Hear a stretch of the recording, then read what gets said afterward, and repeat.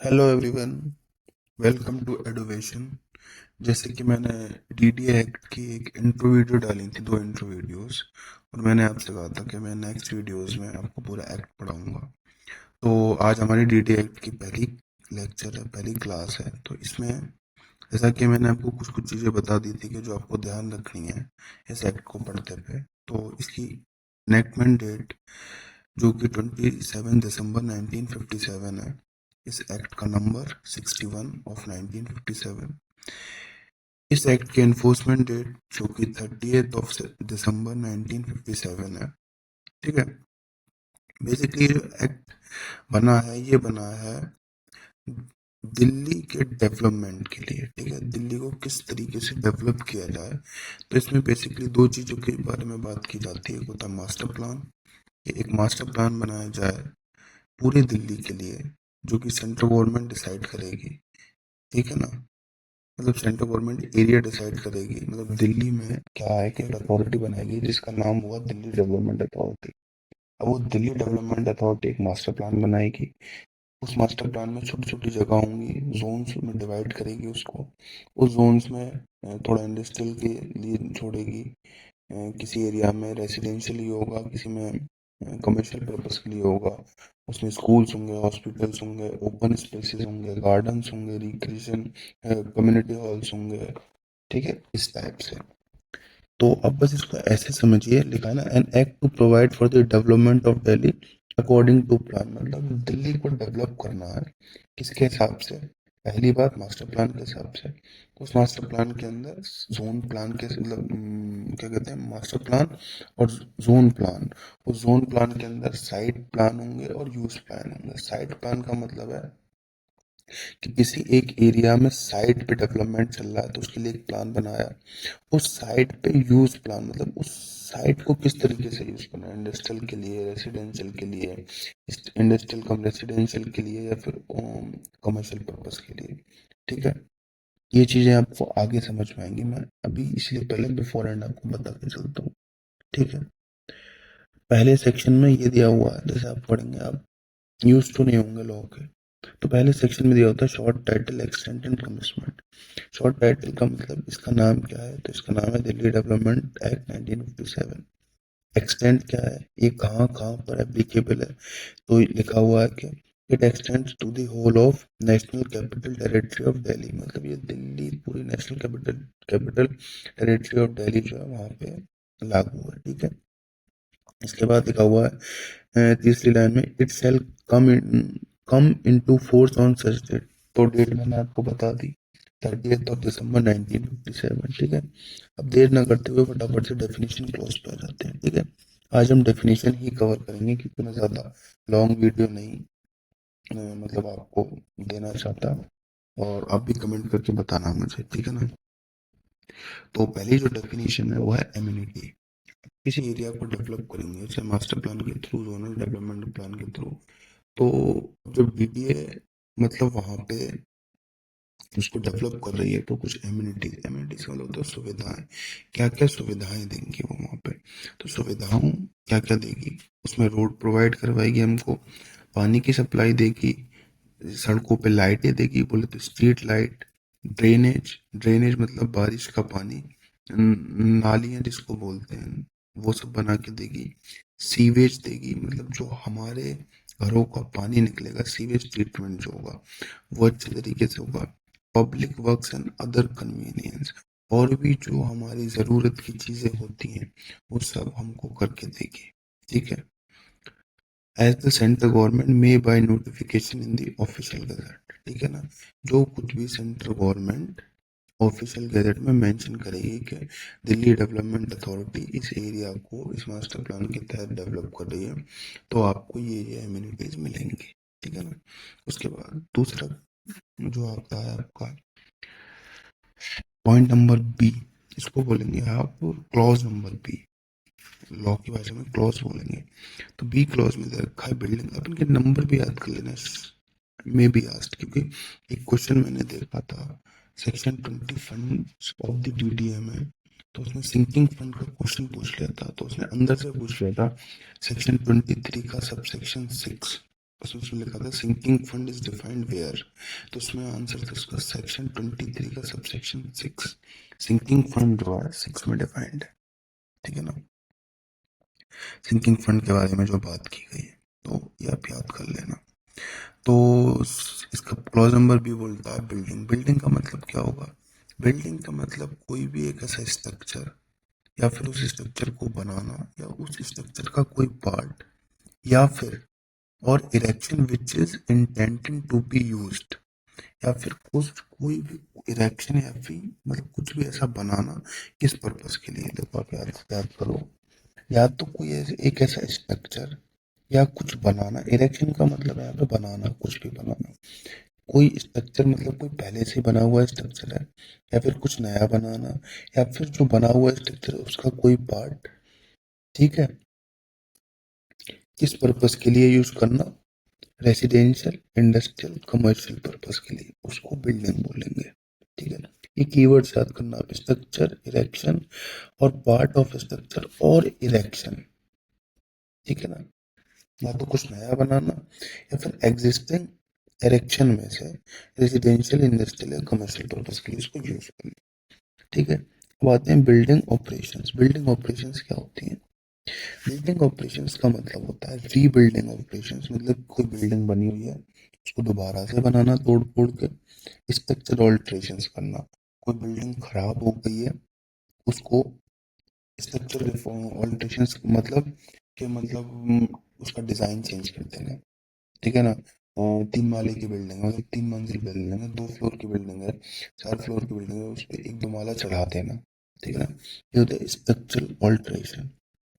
उसके अलावा और एडिशन टू द बिल्डिंग, या फिर कुछ और एडिशन कर देना, मतलब रूफ टॉप नहीं था, रूफ टॉप लगा देना उस बिल्डिंग पर, ठीक है। पार्किंग बना देना, लिफ्ट कर देना, ये सब चीजें स्ट्रक्चर ऑल्ट्रेशन में आ जाती हैं। And other operations normally undertaken in connection with the construction, और कोई भी ऐसा ऑपरेशन जो कि एक बिल्डिंग के कंस्ट्रक्शन में यूज हो सकता है। इसके बाद आते हैं डेवलपमेंट। अब डेवलपमेंट का मतलब क्या है जी? क्योंकि डेवलपमेंट के लिए ये बनाई गई है, तो डेवलपमेंट का मतलब है कोई भी इंजीनियरिंग काम करना, मतलब सिविल वर्क करना, माइनिंग मतलब खुदाई करना, या फिर कोई भी अदर ऑपरेशन जमीन के ऊपर, जमीन के अंदर, या फिर making of any material change, जिससे कि उसकी जो शक्ल है जमीन की वो बदल जाए, ठीक है। बेसिकली ये मतलब है डेवलपमेंट से। अब आते हैं जी डेवलपमेंट एरिया। अब डेवलपमेंट एरिया क्या होता है? डेवलपमेंट एरिया वो एरिया होगा जिसको सेंट्रल गवर्नमेंट डिफाइन करेगी अंडर सेक्शन 12, ठीक है। इसके अलावा अगला जो क्लॉज है एफ, उसमें कहा है इंजीनियरिंग ऑपरेशंस। तो इंजीनियरिंग ऑपरेशंस वो ऑपरेशंस हैं जिसमें फॉर्मेशन और laying out of means of access to a road और laying out of means of water supply. मतलब इंजीनियरिंग ऑपरेशंस का मतलब ये है कि पानी की, वाटर की सप्लाई देना या पहुंचाना किसी भी रोड पे, ठीक है ना। देखो अब फिर से पढ़ो इसको। Engineering operations, engineering operations includes, वो सब इंक्लूड करता है फॉर्मेशन बनाना या फिर लेइंग आउट ऑफ मींस, या तो बनाना या पहुंचाना, of means of access to a road, road, और laying out of a means of water supply, या फिर वाटर सप्लाई पहुंचाना।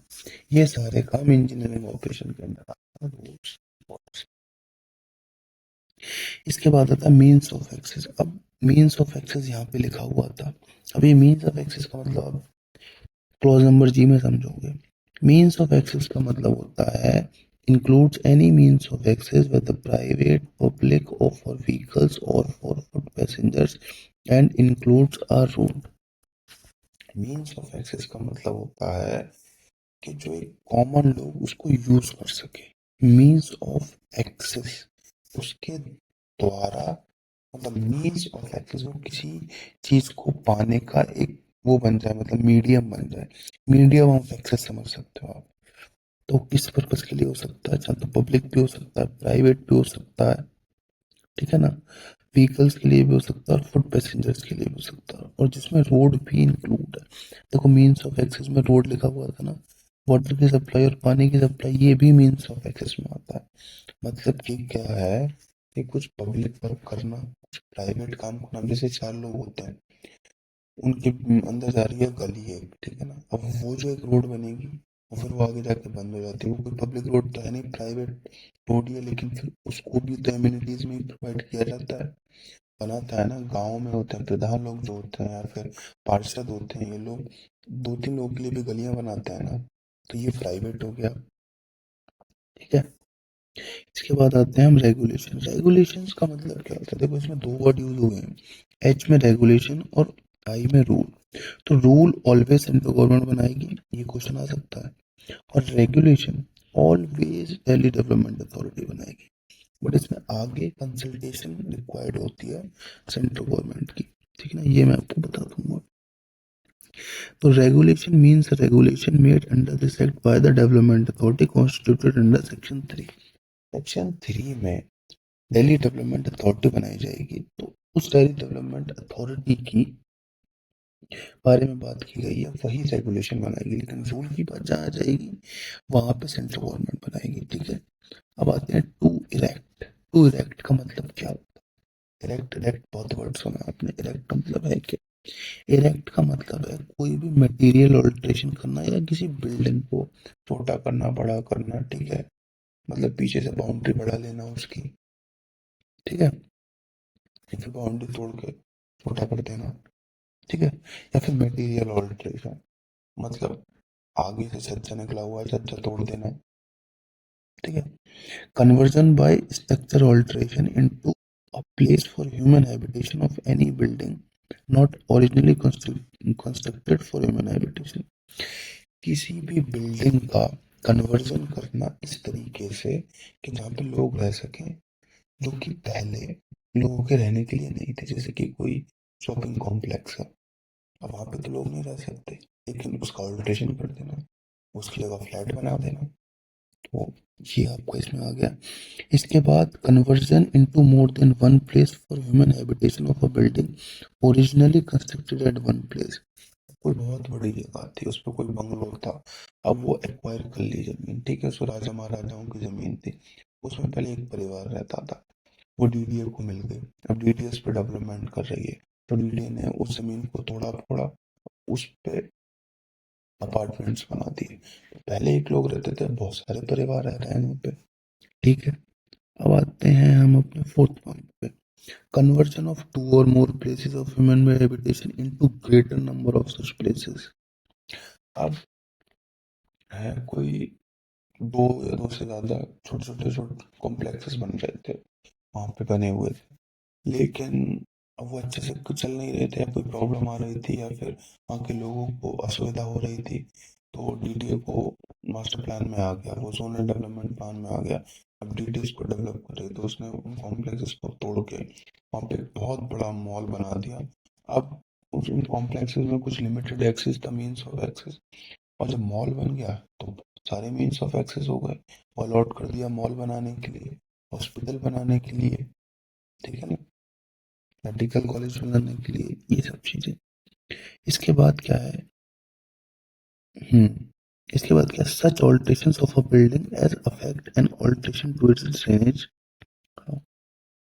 कोई भी एक ऐसा ऑल्ट्रेशन, कोई भी एक ऐसा बदलाव जिससे कि उसका ड्रेनेज मतलब पानी का निकासी, सैनिटरी अरेंजमेंट मतलब कि मल मूत्र के जो अरेंजमेंट होते हैं, मतलब सीवेज आप कह सकते हैं उसको, और मेटीरियली अफेक्टेड सिक्योरिटी।